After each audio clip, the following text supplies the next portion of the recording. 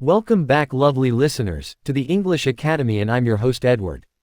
Let's get the story started. Part 1, The Morning That Changed Everything.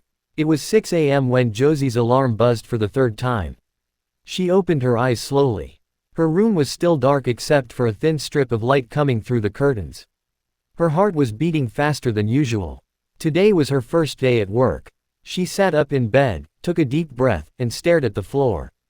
The apartment was silent. No music, no TV, just the soft ticking of the old clock on her wall. Her thoughts were loud. Don't forget the documents. Smile. Make eye contact. Speak clearly. First impressions matter. Josie, 27, had been searching for a stable job for more than 2 years.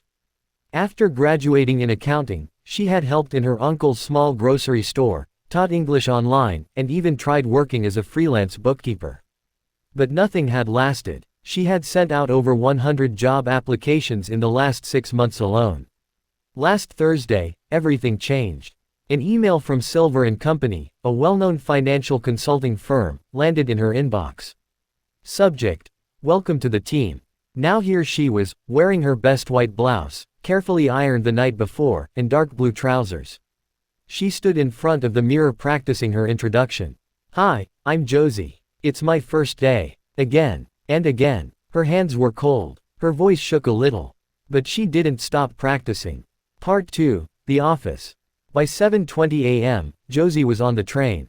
She held her bag close and stared at the window, watching the city move faster than her thoughts. The station near Silver & Co.'s office was crowded. People walked quickly, wearing suits, holding coffee cups, talking on phones. She followed the crowd into a tall glass building. Inside, the air smelled like fresh coffee and lemon-scented cleaning spray. A receptionist looked up and smiled. "Welcome. Are you here for an interview?"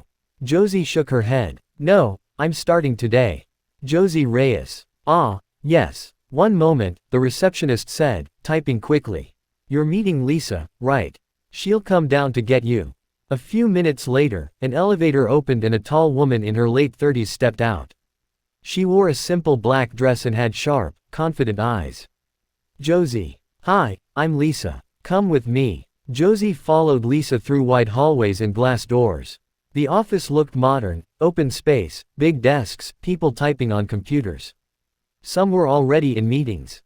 Some were laughing near the coffee machine. "This is your desk," Lisa said. "We'll start with a short orientation, and then I'll walk you through your first task." Josie nodded. Her throat was dry. Part 3, Small Mistakes. The first few hours passed slowly. Josie tried to follow every instruction carefully. Her fingers hovered above the keyboard, double-checking everything before she typed. But small mistakes happened. She used the wrong folder to save a file. She forgot to CC Lisa in an email. She accidentally closed a spreadsheet without saving. "Just breathe," Lisa said, noticing the tension in her face. "You're doing fine. First days are always tricky." Josie smiled weakly. She wasn't used to kindness in the workplace. In past jobs, small mistakes often meant big problems. Here, it felt different, but unfamiliar. During lunch, she wasn't sure where to sit. She picked a quiet corner in the staff lounge and took out her sandwich. Before she could take a bite, a cheerful voice called out, "New girl. Over here." A man in a denim jacket waved her over. "I'm Daniel. Marketing team. You've got to sit with us, new hires are a rare species these days." Josie laughed and joined them. Around the table were 4 coworkers from different departments. They asked where she was from, what she liked to do, and what brought her to accounting. No one mentioned work. No one asked if she was qualified. They just talked. Part 4, The Test. Back at her desk, Lisa gave her a simple project: review last month's expense report for any unusual numbers. It looked easy. But halfway through, Josie spotted something strange. A number that seemed too high, marked as client expenses, but with no note or receipt attached. Her hand hovered over the mouse. Should she say something? What if she was wrong? She opened the chat window.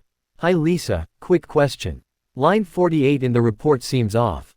Should I flag it?" Lisa replied instantly. "Good eye. Yes, that's been under review. I wanted to see if you'd catch it." "Nice job." Josie blinked. She hadn't failed. She'd passed a test she didn't even know she was taking. Part 5. The end of the day.